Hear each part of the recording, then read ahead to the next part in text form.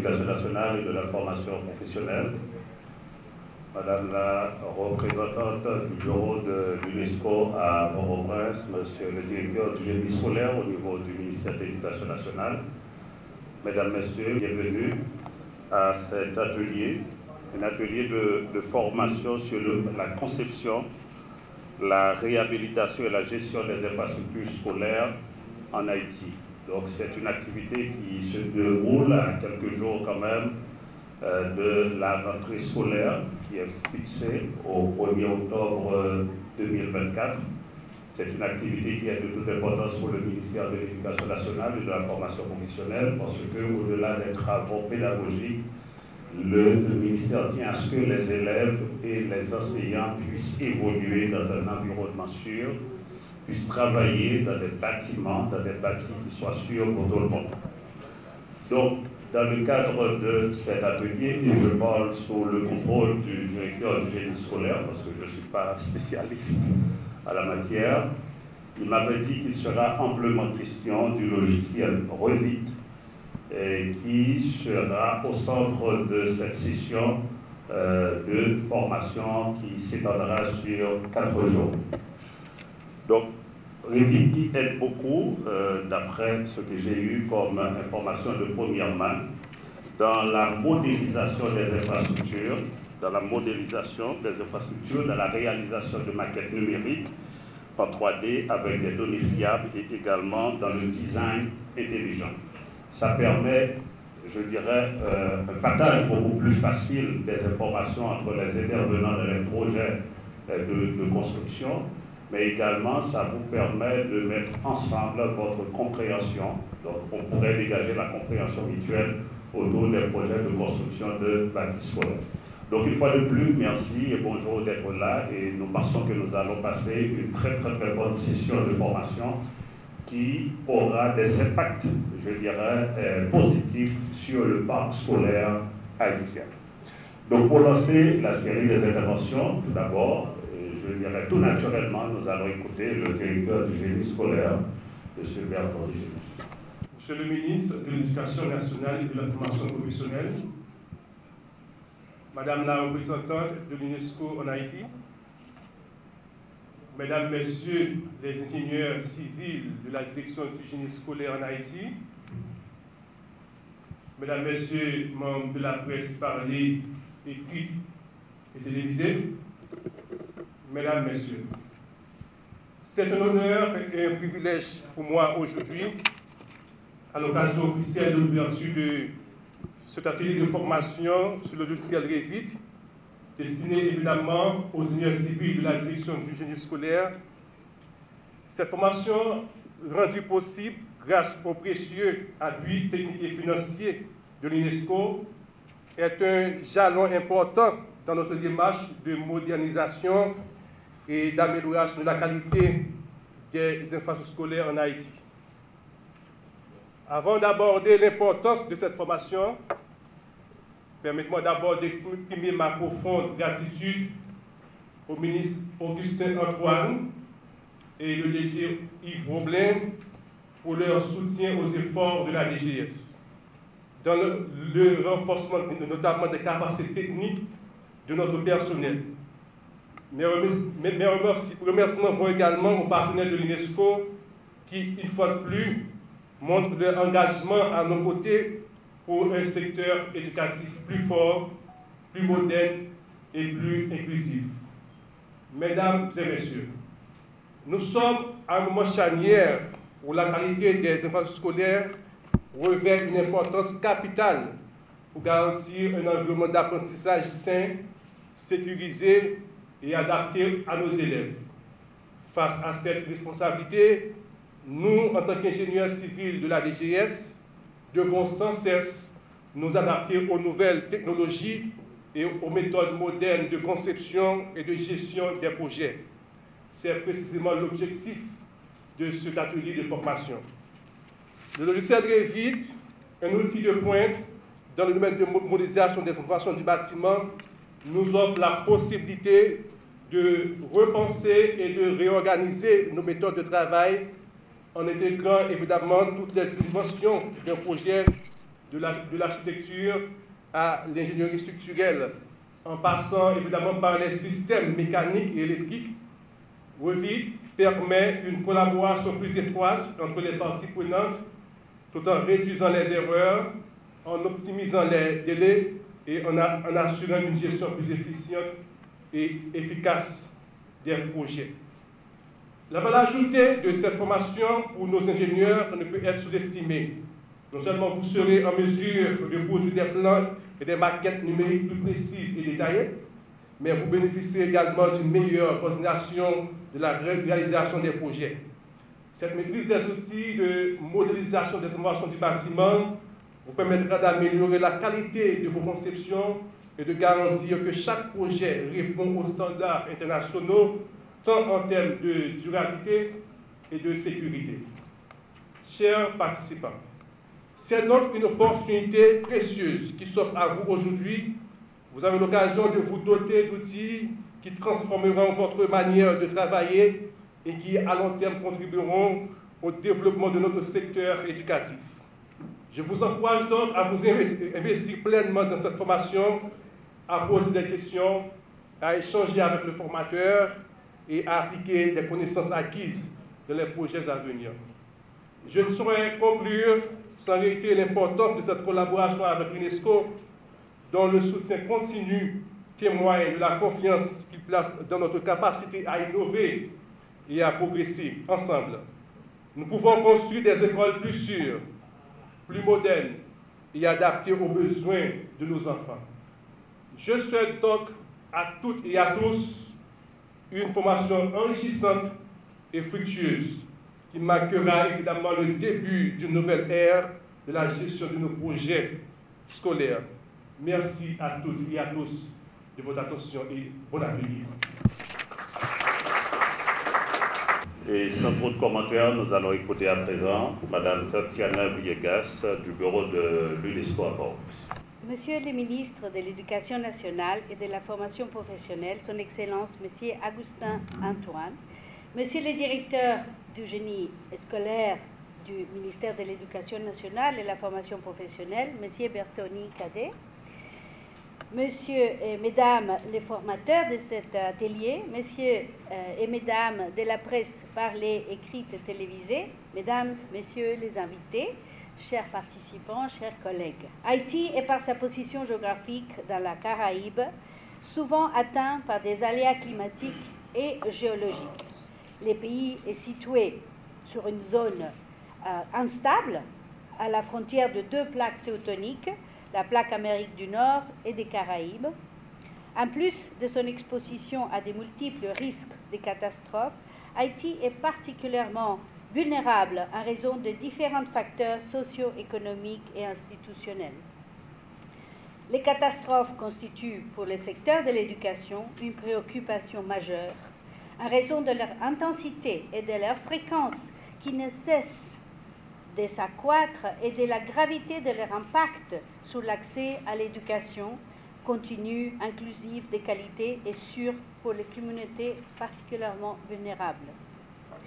L'UNESCO considère la réduction des risques de catastrophes et l'adaptation au changement climatique comme des thèmes transversaux, pertinents pour tous, dans tous les domaines de compétences. Dans le cadre de la mise en œuvre du projet Mesures d'adaptation au changement climatique et d'atténuation des risques et des catastrophes des installations scolaires en Haïti, l'UNESCO est ravie d'organiser, à l'intention des cadres du ministère de l'Éducation nationale et de la formation professionnelle, cette importante formation pendant une semaine sur la manipulation du logiciel Revit, qui est un outil de conception et de design pour la modélisation des données du bâtiment, BIM, destiné aux architectes et ingénieurs.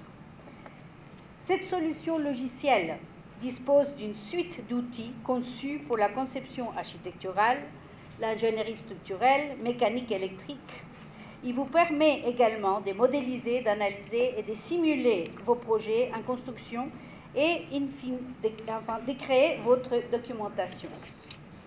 Le logiciel Autodesk Revit prend aussi en charge la coordination des modèles pluridisciplinaires grâce à son mode collaboratif et son interopérabilité avec d'autres logiciels. La direction du génie scolaire, la DGS, joue un rôle de premier plan dans la planification, la conception et la réhabilitation des bâtiments scolaires à travers le pays. Pour garantir la sécurité et la durabilité des infrastructures scolaires qui doivent être construites, renforcées ou réhabilitées, l'utilisation des outils numériques et des techniques de réhabilitation modernes devient incontournable. Et c'est en ce sens que l'UNESCO continue à déployer de nombreux efforts pour renforcer plusieurs secteurs d'activité en Haïti et dans les secteurs de la construction. L'établissement de manuels de matériaux de construction, par exemple, l'évacuation des bâtiments et le renforcement des capacités des cadres. Il est évident aujourd'hui qu'on ne peut plus continuer à construire avec les matériaux de mauvaise qualité. Ces dernières années, nous avons de nombreuses leçons à tirer de la manière dont nous concevons et construisons, surtout les infrastructures scolaires. Nous devons en tenir compte pour nous assurer que nos enfants soient à l'abri des aléas naturels pendant qu'ils reçoivent le bain de l'instruction. Les infrastructures scolaires adéquates jouent donc un rôle crucial dans l'amélioration des performances scolaires et du bien-être des élèves.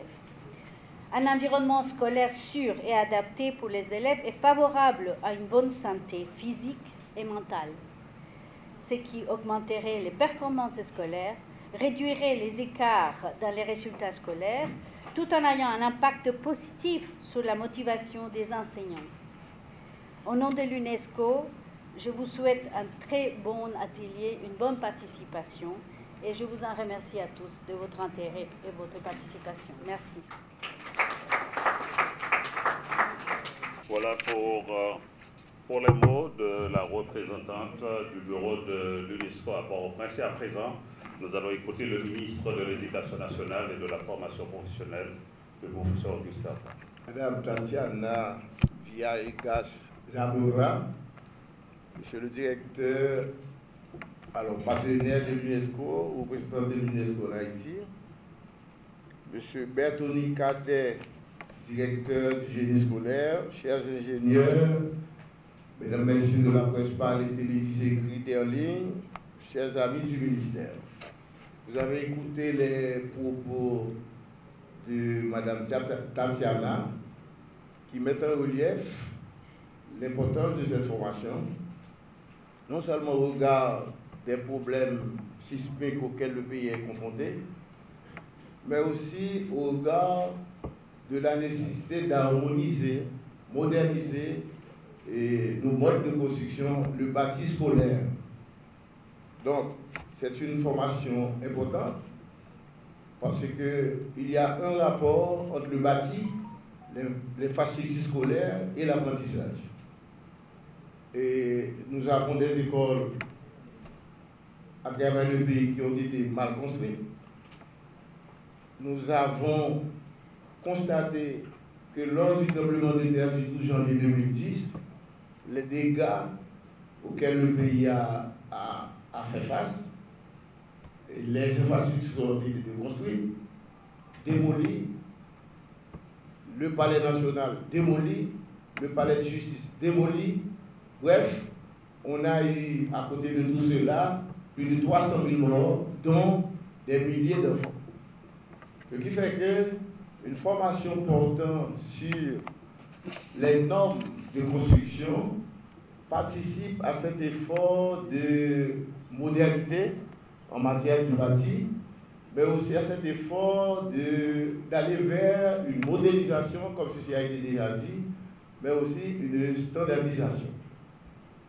L'atelier de formation sur Autodesk Revit, je connais pas ce logiciel, et les techniques de réhabilitation et de renforcement des cycles scolaires existants, et vient à un moment donné où le ministère lui-même est en train d'engager une réflexion avec le FNE, de sorte que les nouvelles constructions répondent aux normes internationales.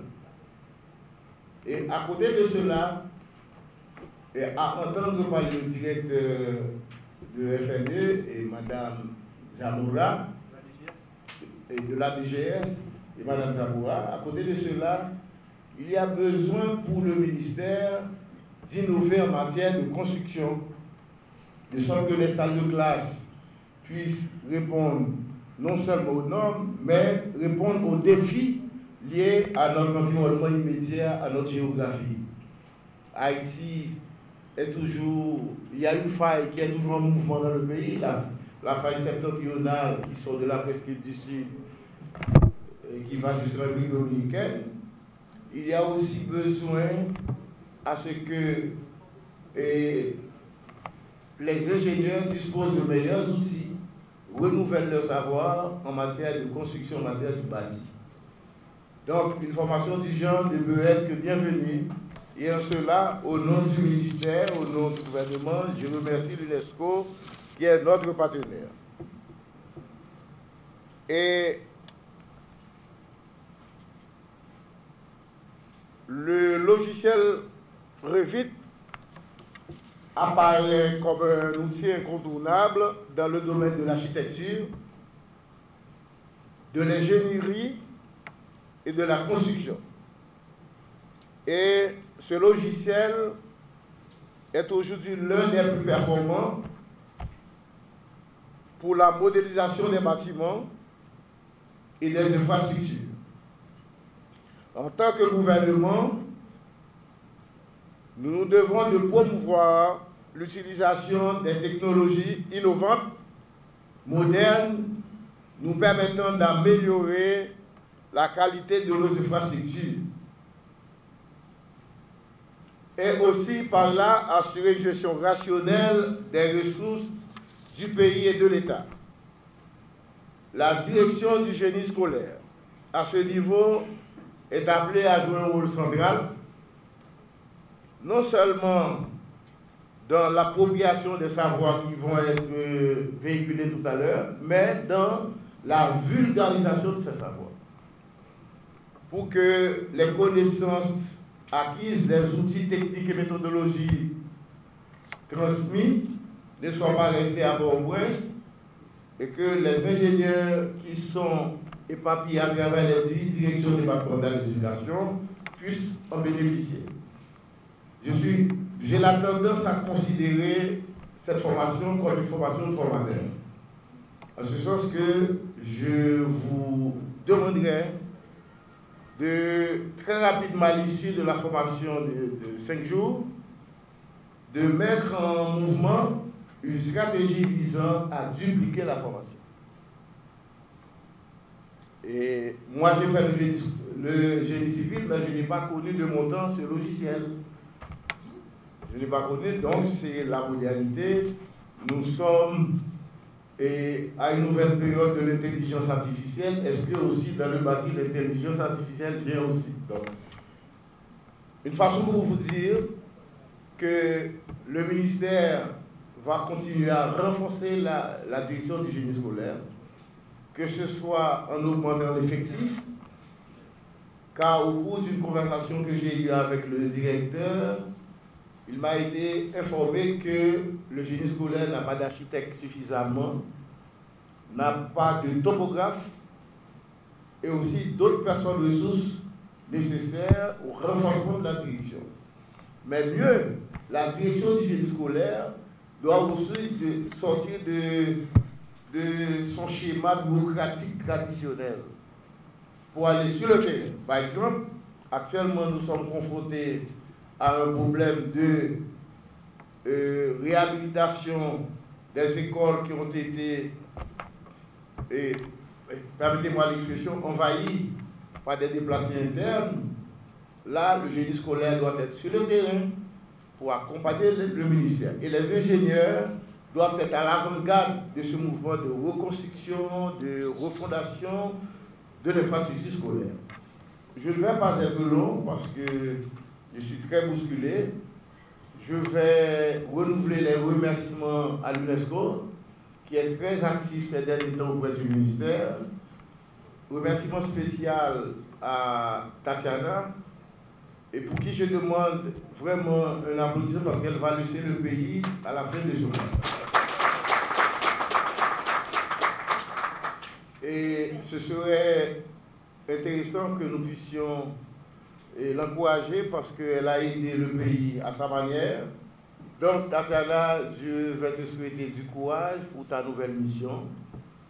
Et le ministère prend acte de tout ce que tu as pu faire, mais cette formation, me semble-t-il, est centrale.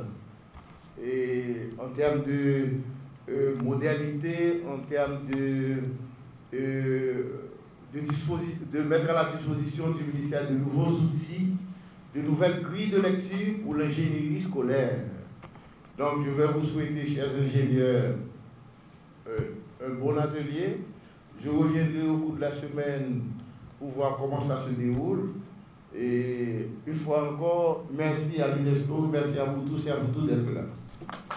Voilà, nous remercions le ministre de l'Éducation nationale pour ses mots d'avoir procédé à l'ouverture de cet atelier.